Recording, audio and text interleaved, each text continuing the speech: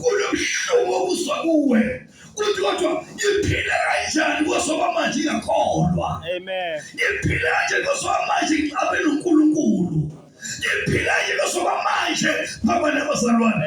Inkemba sidabulile ethi umuntu yaphetha umuntu umone ekhaya ukhalelane kunamaphutha ami Nkosi engivezela wona. Amen.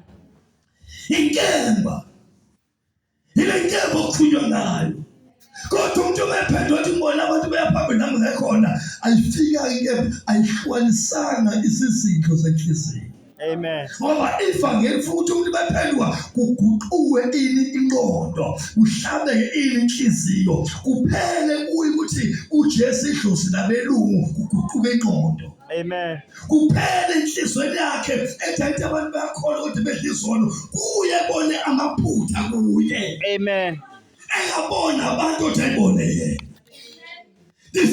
Singifakele guqula ingqondo hlaba ini inhliziyo.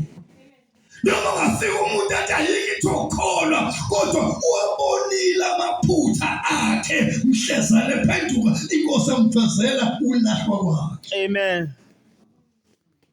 Kodwa umuntu ongaphenduka ngoba ethi ngifuna ngithandaze ngithola umsebenzi, ngithandaze ngithola umshado, ngithandaze ngiphase esikoleni ayahlangananga noJesu. Amen.